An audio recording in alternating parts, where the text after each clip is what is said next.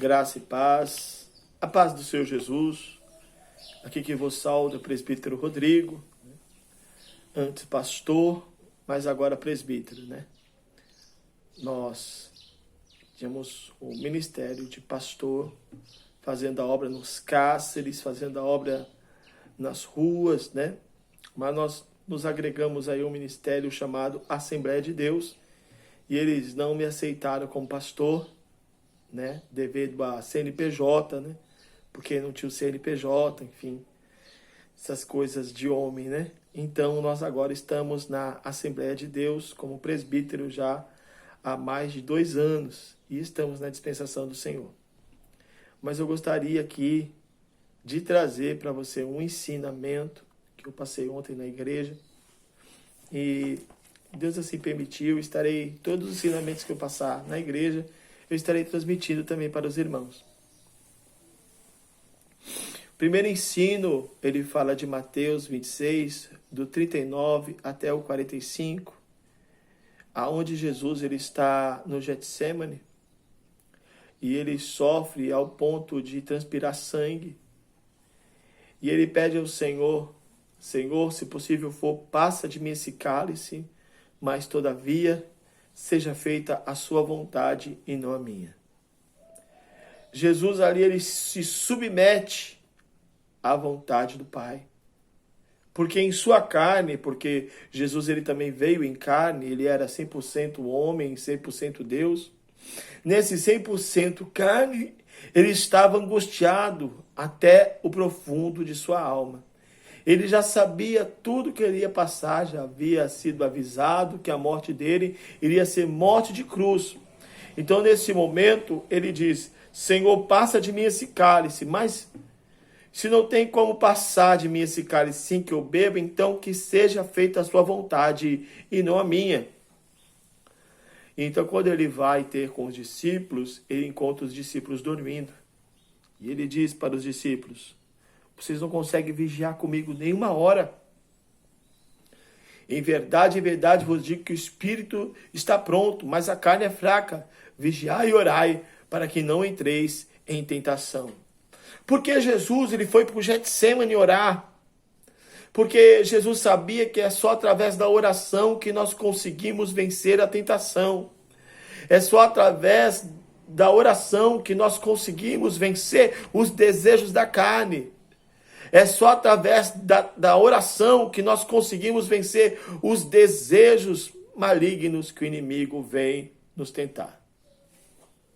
Aquele que não vive em oração, ele cai em pecado. Aquele que não vive em oração, ele não consegue vencer as tentações. Jesus ele bem disse para os discípulos, vigiai e orai para que não entreis em tentação. E está aí a lição que Jesus nos passou. Vigiai e orai para que não entreis em tentação. E Jesus ele volta e ele ora de novo pela segunda vez.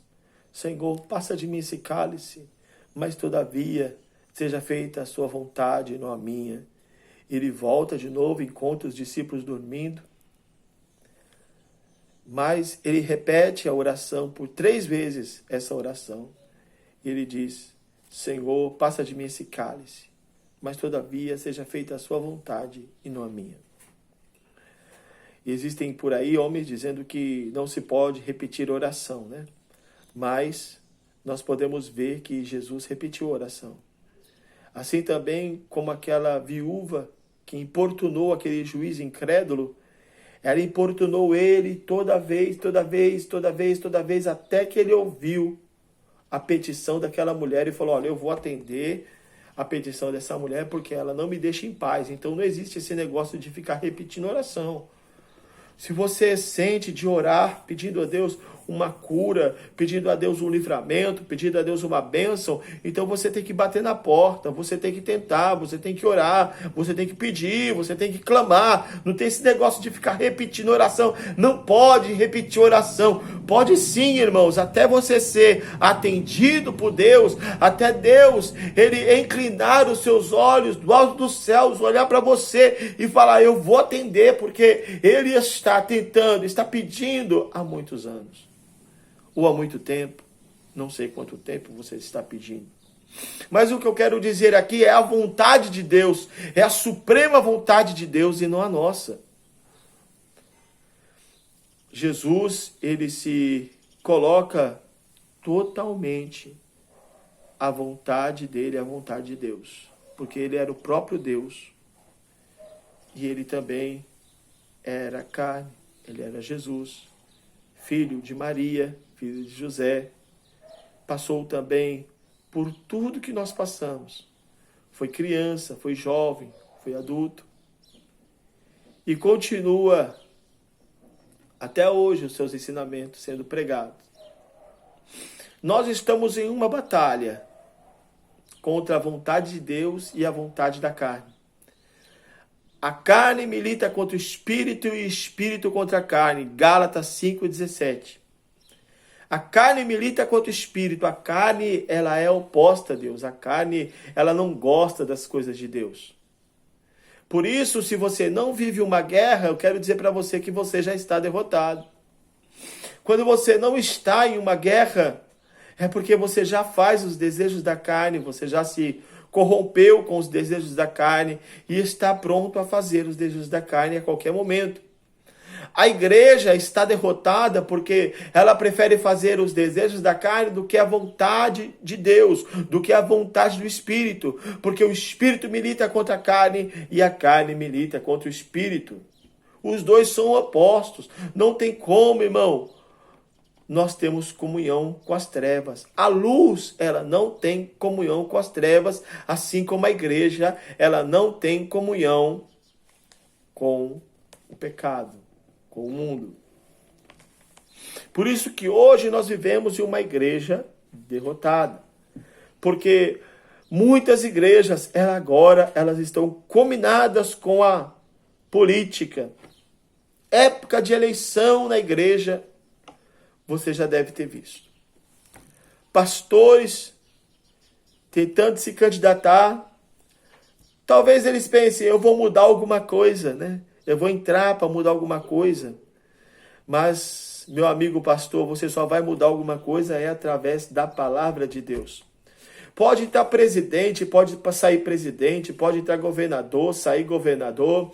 Tudo vai continuar na mesma, porque a palavra de Deus diz que as coisas iriam se afunilar, que seria guerra, rumores de guerra, fome, tempestade, terremoto, filho matando pai, pai matando filho, iria existir uma frieza espiritual, amor de muitos iriam se esfriar, iria existir uma apostasia.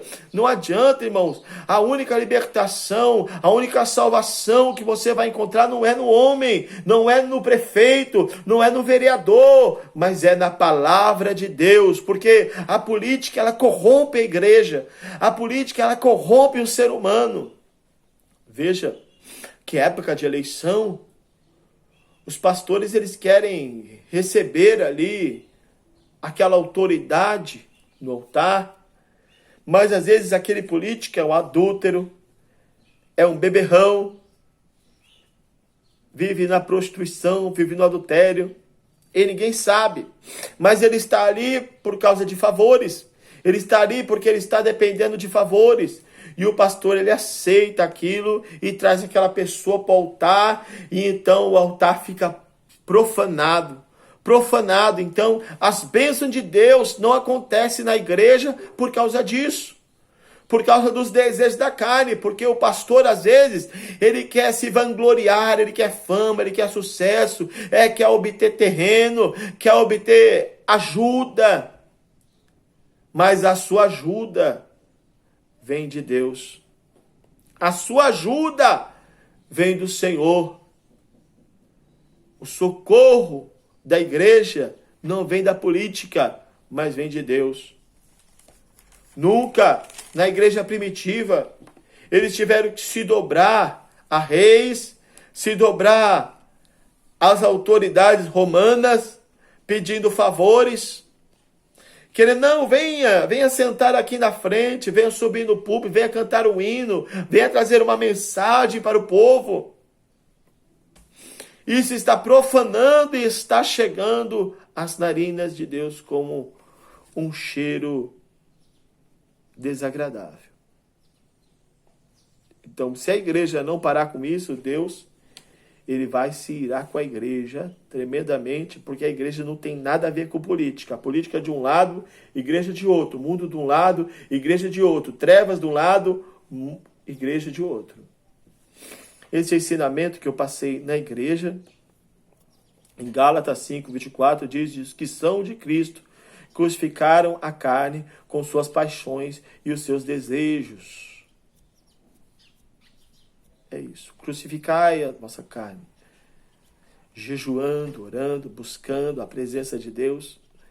Em 1 Coríntios 9, 27 diz: mas eu esmurro o meu corpo e reduzo a servidão, para que eu pregando a muitos, eu mesmo não seja condenado. Está pregando a muitos, mas ele não está vivendo aquilo que você prega. Antigamente os padres, eles pegavam esse versículo e falavam: eu esmurro o meu corpo e reduzo a servidão. Ele pegava chicote e batia assim nas costas. Batia nas costas com o chicote, se castigando. Mas não é esse o castigo que o apóstolo Paulo está dizendo que nós devemos fazer. O castigo, isso é reduzir a servidão, o nosso corpo para pregar a muitos, para que nós não venhamos ser condenados. Sabe o que é? É viver uma vida de oração, joelho no chão, joelho e a boca no pó, orando, clamando e chorando e jejuando, porque isso dói, o corpo não gosta, o corpo detesta jejuar, o corpo detesta orar. Então isso é reduzir, é esmurrar o seu corpo, é reduzi-lo à servidão, para que assim você possa ser um instrumento de Deus. Não deixando. Então, que Deus abençoe a sua vida. Fique na paz do Senhor Jesus. Se você sentir, compartilhe esse vídeo com mais pessoas, para que o Evangelho do Senhor venha a ser proclamado em nome de Jesus. Que Deus abençoe.